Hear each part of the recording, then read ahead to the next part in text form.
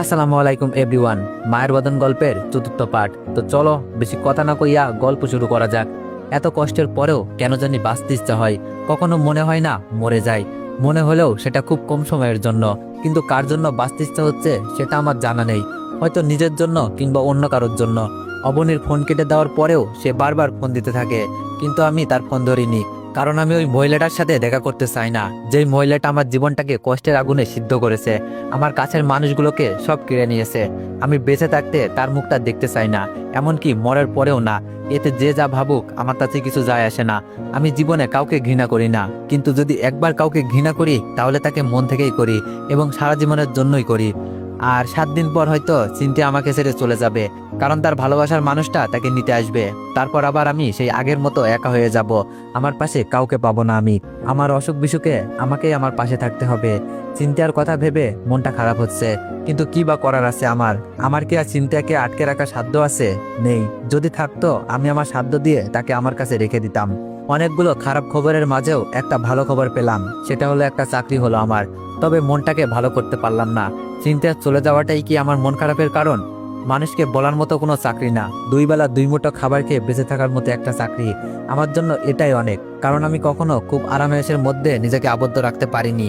তাই কম টাকার মধ্যেই যে কোনো পরিবেশে মানিয়ে নেওয়ার মতো অভিজ্ঞতা আমার আছে। না থাকলেও তো মানিয়ে নিতে হবে, এছাড়া কোনো উপায় তো নেই আর। আমার চাকরির জীবনের প্রথম দিনটা খুব ভালো গেল। অনেক অচেনা অজানা মানুষের সাথে পরিচয় হলো। কাউকে ভালো লাগলো, কাউকে লাগলো না। কেউ আমাকে দেখে বিরক্ত হলো, কেউ বা আমার সাথে কথা বলে খুশি হলো। তবে যখন অফিস থেকে বাসায় ফিরবো ঠিক তখনই মনটা খারাপ হয়ে গেল। অথচ আমি ভেবেছিলাম এতদিন পর বুঝি একটু ভালো লাগার মতো কোনো কিছু খুঁজে পেয়েছি। আজ আমার সমস্ত দুঃখ ভুলে যাওয়ার দিন, কারণ আজ আমার বোনের সাথে দেখা হয়েছে। আমার বোনের সাথে একটা ছেলেকে দেখলাম। তাহলে কি এই ছেলের সাথে ওর বিয়ে হয়েছে? বাহ, কি সুন্দর! পৃথিবীর সব ছেলেই বুঝি নিজের বোনটাকে এমন একটা রাজপুত্র ছেলের সাথে দেখতে চাই। আমিও আমার বোনকে দেখে খুশি না হয়ে পারলাম না, কিন্তু আমার বোন যখন আমাকে দেখেও না চিনার ভান করে আমার পাশ কাটিয়ে চলে গেল, তখন জানো কেমন লাগলো? মনে হলো এত খারাপ লাগা বুঝি এর আগে কখনো কোনো মানুষের ভিতরে কাজ করেনি, যতটা আমার ভিতরে করছে। বুকের ভেতর এমন এক অসহ্য যন্ত্রণা হলো, যেটা সহ্য করার ক্ষমতা সৃষ্টিকর্তা আমাকে দেন নাই। আমার বোন আমাকে পাশ কাটিয়ে যাওয়ার দৃশ্যটা আমার কোনোভাবেই সহ্য হচ্ছিল না। তাকে পেছন থেকে ডাকতে ইচ্ছে হলো। আমার মনে হলো বিয়ের সময় হয়তো আমার সম্পর্কে ছেলের পরিবারকে কিছুই জানায়নি, তাই হয়তো আমার বোন এতদিন পরেও আমাকে দেখে কথা না বলে না চেনার ভান করে চলে যাচ্ছে। তাই আমি আর তাকে ডাক দিতে পারলাম না। বোনের সুখের জন্য এতটুকু তো করাই যায়, তাই না? নিজের মনকে মিথ্যা সান্ত্বনা দিলাম। আমার বোন পরিস্থিতির শিকার। সে তার হাজবেন্ডকে জানাতে চায়নি তার একটা ভাই আছে, যাকে এলাকার সবাই খারাপ মানুষ হিসাবেই জানে। তবে প্রশ্নটা থেকেই যায়, আমার সাথে কথা বললেই কি তার হাজবেন্ডের সাথে সম্পর্ক খারাপ হয়ে যেত? প্রশ্নগুলো আমার অডিয়েন্সদের কাছেও রেখে গেলাম। বাসায় এসে অনেক চেষ্টা করেও নিজের বিষণ্ণ মনটাকে ভালো করতে পারলাম না। আমার এমন মন খারাপ দেখে সিনথিয়া জানতে চাইলো আমার কি হয়েছে। আমি তাকে হ্যাঁ না কিছুই বললাম না। সেও আর দ্বিতীয়বারের মতো জানার জন্য আমাকে জোর করলো না। মন খারাপের প্রসঙ্গটা ভুলে যাওয়ার জন্য আমি তাকে জিজ্ঞেস করলাম, আপনি তাহলে সামনের সপ্তাহে চলে যাচ্ছেন? আমার প্রশ্নের উত্তরে সিনথিয়া বলল, হ্যাঁ, যেতে তো হবেই। আপনার সাথে তো আর সারা জীবন থাকতে পারবো না। আর তাছাড়া এটার জন্যই বাসা থেকে পালিয়ে এসেছি। তবে কেন জানি যেতে মন টানছে না। মনে হচ্ছে আর কিছুটা দিন এভাবেই স্বাধীন হয়ে ঘোরাফেরা করি, নিজের ভালো লাগার কাজগুলো করি, নিজের ভেতরটা যা চাই তাই করি। আমার সিনথিয়াকে বলতে ইচ্ছে করলো, যার সাথে বৈধ কোনো সম্পর্ক নাই তার সাথে সারা জীবন থাকা যায়। আমার সাথে তো আপনার পবিত্র কালেমা পড়ে বিয়ে হয়েছে, আমাদের সম্পর্কটা পবিত্র। তাহলে কেন আপনি আমার সাথে সারা জীবন থাকতে পারবেন না? কিন্তু বললাম না, কারণ কিছু কথা মনের ভিতরেই থাকা ভালো। প্রকাশ করলে এক পৃথিবীর সমান দুঃখ পাওয়ার সম্ভাবনা থাকে।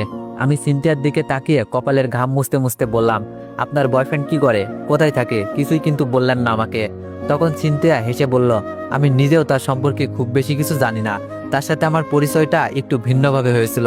তখন আমি কলেজে পড়তাম। আমার বান্ধবীকে কিছু ছেলে অনেক বিরক্ত করত, সাথে আমাকেও। যারা বিরক্ত করত তারা অনেকটা বাজে ছিল, তাই তাদেরকে কিছু বলার সাহস পেতাম না।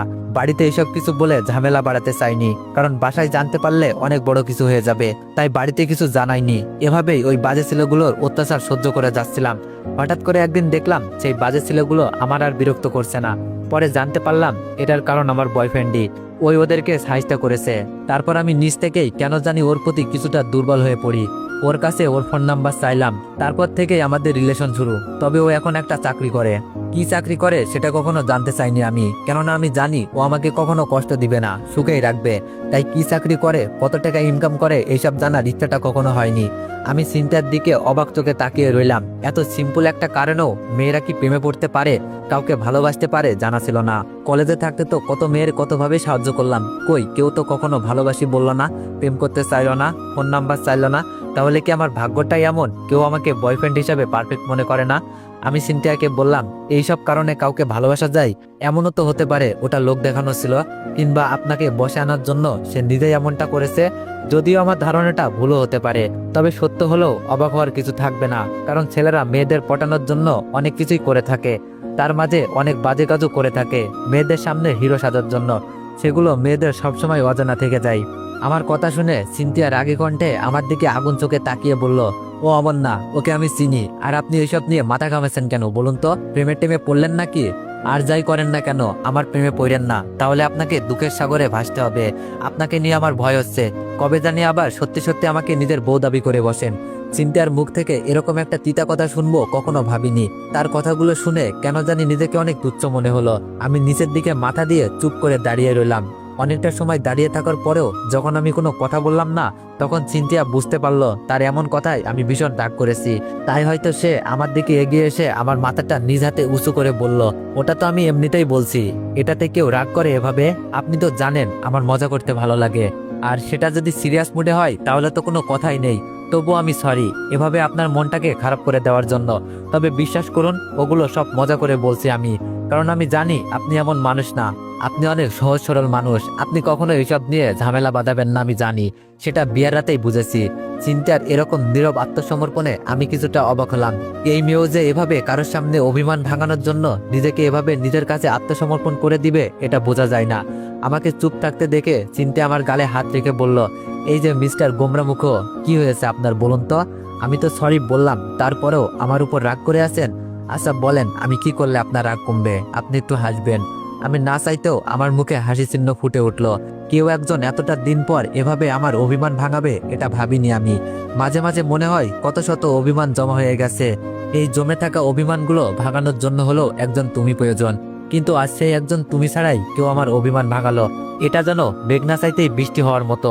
আমি যখন আমার ভাবনার সপ্তম মহাকাশে বিরাজ করছিলাম, ঠিক তখনই চিন্তার কথাই নিজেকে বাস্তবে আনি। চিন্তা আমার চোখের দিকে তাকিয়ে বলল, আমার 20 বছরের জীবনে প্রথম কারো অভিমান ভাঙালাম আমি এভাবে আমার বয়ফ্রেন্ডের অভিমানও কখনো ভাগাইনি। কিন্তু আপনাকে এমন অবস্থায় দেখে ইচ্ছা করছিল না আমার।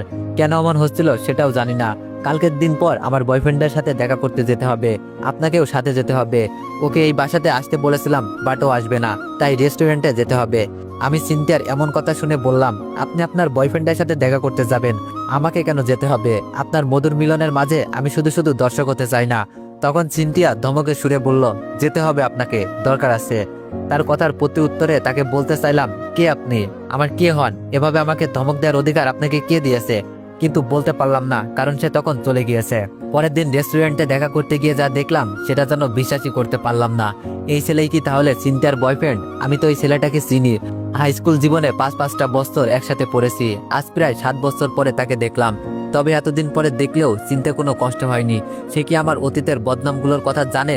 তাহলে কি আবার আমি এই দুইজন মানুষের কাছে খারাপ মানুষ হিসাবে নতুন করে পরিচিত হব, নাকি এতদিন পর আমাকে আমার বন্ধুটা চিনতেই পারবে না? হাসান আমাকে দেখে চিনতে পারলো, তবে খুব একটা অবাক হলো না আমাকে দেখে। হাই স্কুলের সেই বন্ধুত্বটা যে অনেক আগে সে ভুলে গিয়েছে, সেটা আর বোঝার বাকি রইল না। এসএসসি পাশ করে হাসান রাজশাহী চলে গিয়েছিল। তারপর থেকে তার সাথে কোনো যোগাযোগ হয়নি। এতদিন পর যখন তার সাথে দেখা, তখন ভেবেছিলাম সে আমাকে জড়িয়ে ধরার জন্য দৌড়ে আসবে, আমিও দৌড়ে গিয়ে তার বুকে টেনে নিব। কিন্তু এমনটা হলো না। হাসানের কথাবার্তার মধ্যেও কেমন জানি একটা ভাব চলে এসেছে। মানুষ যখন ভালো চাকরি করে, একটু টাকা পয়সা হয়, তখন তার ব্যক্তিত্বটাও কি চেঞ্জ হয়ে যায় না? হাসানকে দেখে এরকমই মনে হচ্ছে। হাসান আমার সম্পর্কে কিছুই জানে না, আমার বদনামের কথাও হয়তো জানে না। চিন্তার কাছ থেকে অন্তত এই মিথ্যা বদনামের লজ্জাটা পেতে হবে না আমাকে, এটা ভেবেই ভালো লাগছে। তবে হাসান অনেকটা বদলে গিয়েছে, তার কথার মধ্যে কেমন যেন অহংকার বোধ কাজ করছে, এমনটা আগে করতো না। চিন্তা আমাকে হাসানের সাথে পরিচয় করিয়ে দিল। হাসান যখন জানতে পারলো আমরা দুইজন একই ছাদের নিচে বসবাস করেছি, তবুও সে তেমন কোনো রিয়াক্ট করলো না। অথচ আমি ভেবেছিলাম সে নেগেটিভ কিছু ভাববে, চিন্তার সাথে তার ঝগড়া হবে। সিনথিয়াকে সে সন্দেহ করবে, সিনথিয়াও রাগ করে তার সাথে ব্রেকআপ করবে। এমন ভাবাটা যে কত বোকামি সেটা বুঝতে পারলাম আমি। সিনথিয়া আমাদের দুজনকে পরিচয় করিয়ে দেওয়ার এক সময় আমি নিজে থেকেই বললাম, আমি আপনার বয়ফ্রেন্ডকে অনেক আগে থেকেই চিনি। যদিও অনেকটা বছর আমাদের দুজনের কোনো কথা হয়নি, যোগাযোগ হয়নি, তবে আমরা 5টা বছর একসাথে পড়েছি।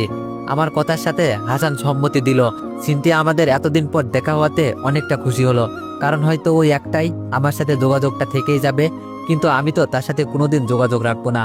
যেদিন সিনথিয়া হাসানের কাছে চলে যাবে সেই দিনই আমি সিনথিয়ার সাথে সবকিছু ছিন্ন করে চলে যাব অন্য কোনো এক দুনিয়ায়, যেখানে সিনথিয়া নামে কোনো মানুষ থাকবে না।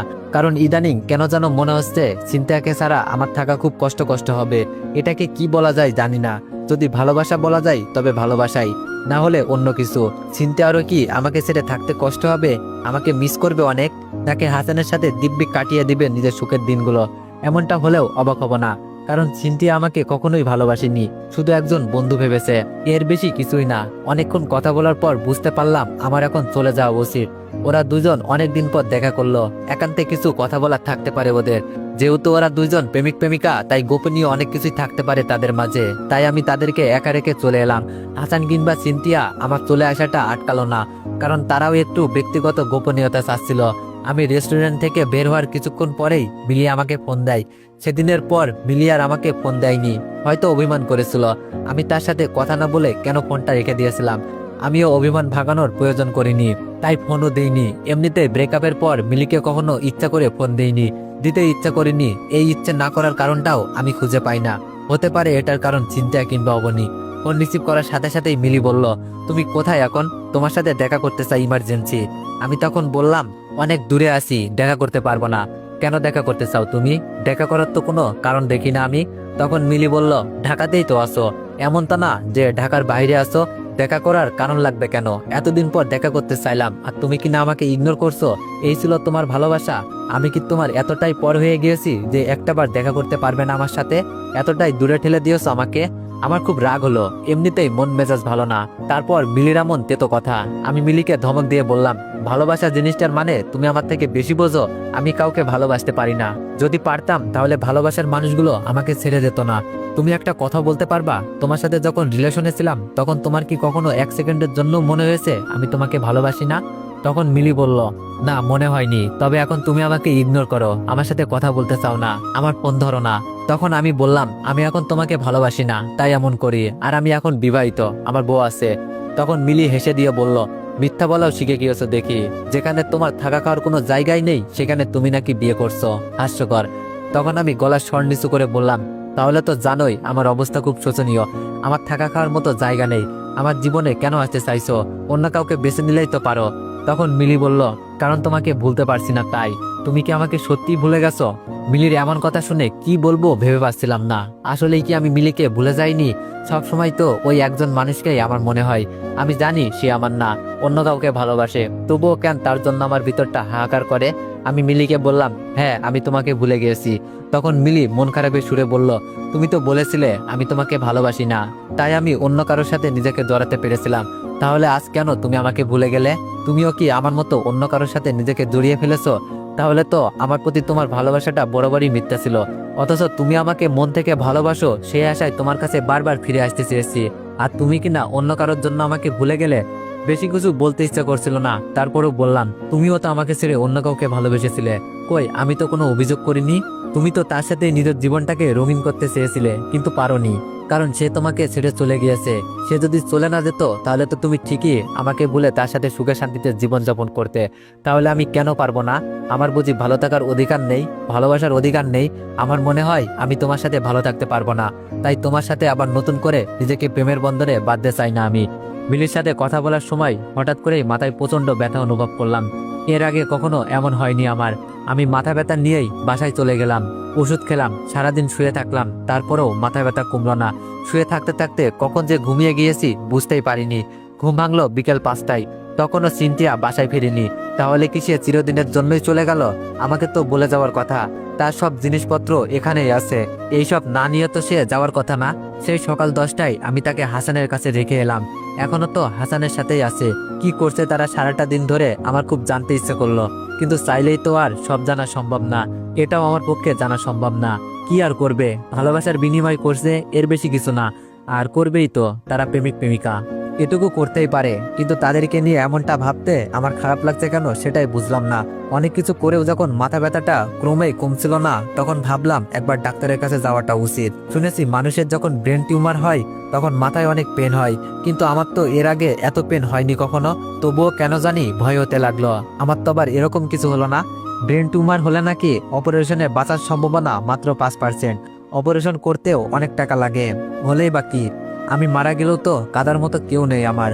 হয়তো বাবা মা জানতেই পারবে না তাদের ছেলেটা তাদের অজান্তেই তাদেরকে ছেড়ে না ফেরার দেশে চলে গিয়েছে। আমার এক বন্ধু ঢাকা মেডিকেলে চান্স পেয়েছিল, ওর নাম রাশেদ, খুব ভালো স্টুডেন্ট। ধুর, কি বলি আমি, ভালো না হলে কি আর ঢাকা মেডিকেলে চান্স পাই? মাথা ব্যথার সাথে সাথে কথাগুলো কেমন যেন হয়ে যাচ্ছে। রাশেদের পড়াশোনা শেষ হয়েছে, এখন ঢাকাতেই রোগী দেখে। ওর কাছে গেলে কেমন হয়, টাকাও খরচ হবে না, আমার মাথা ব্যথার কারণটাও জানতে পারবো। আমার হাই স্কুল জীবনে অনেক বন্ধুরাই এখন প্রতিষ্ঠিত, আমি শুধু কিছু করতে পারিনি। এখানেও কি আমি ব্যর্থ না? নিজের বাবা মায়ের কাছে আদর্শ সন্তান হতে পারলাম না, বোনের কাছে ভালো ভাই হতে পারলাম না, ভালোবাসার মানুষের কাছে বিশ্বাস অর্জন করতে পারলাম না। সব জায়গায় কেন জানি আমি ব্যর্থ। মৃত্যুর কাছেও কি আমি ব্যর্থ হব? না, মৃত্যুর কাছে আমি সফল হব। আমার বিশ্বাস এই স্বার্থপর পৃথিবীতে সবাই আমাকে নিরাশ করলেও মৃত্যু আমাকে ভালোবেসে বরণ করে নিবে। আমার ডাক্তার বন্ধুর সাথে দেখা করলাম, পরীক্ষাও করলাম, ভয় হচ্ছে খারাপ কিছু ধরা পড়বে হয়তো। এমন সময় আমার বন্ধু আমার কাছে এসে বলল, এত চিন্তা কিসের, তেমন কিছুই হবে না, বেশি টেনশনে থাকিস, আর রোদের মধ্যে ছিলি সেই জন্য হয়তো এমন হয়েছে। তোর সাথে কি হাসানের কথা হয়? হাসানের কথা শুনে আমি থমকে গেলাম। আমি গোমরা মুখে বললাম, না, কেন বলতো? তখন রাশেদ বলল, হাসান তো এখন অনেক পরিবর্তন হয়ে গেছে। আগে তো মেয়েদের সাথে কথাই বলতে পারতো না, আর এখন ওর কয়েকটা গার্লফ্রেন্ড। হাসান রাজশাহী থেকে মাঝে মাঝেই ঢাকায় আসতো মিলি নামের একটা মেয়ের সাথে দেখা করতে। মিলি নামটা শুনে বুকের ভিতরে ছ্যাদ করে উঠল। আমি যেই মিলিকে চিনি সেই মিলি নয় তো? রাশেদ আবার বলল, আমিও একদিন ওদের সাথে ঘুরতে গিয়েছিলাম, মেয়েটার বাসা ঢাকাতেই। 5-6 মাস আগে মেয়েটা আমার এখানে এসেছিল। হাসানের সাথে ফিজিক্যাল রিলেশন করার কারণে মেয়েটার পেটে যে বাচ্চা জন্ম নিয়েছিল সেটা নষ্ট করতেই আমার কাছে এসেছিল তারা। তুই শুনলে অবাক হবি, এই মেয়েটার সাথে এরকম একটা কাজ করার পরেও হাসানের এখনো দুইটা গার্লফ্রেন্ড। ও মেবি ঢাকায় আসবে ট্রান্সফার হয়ে।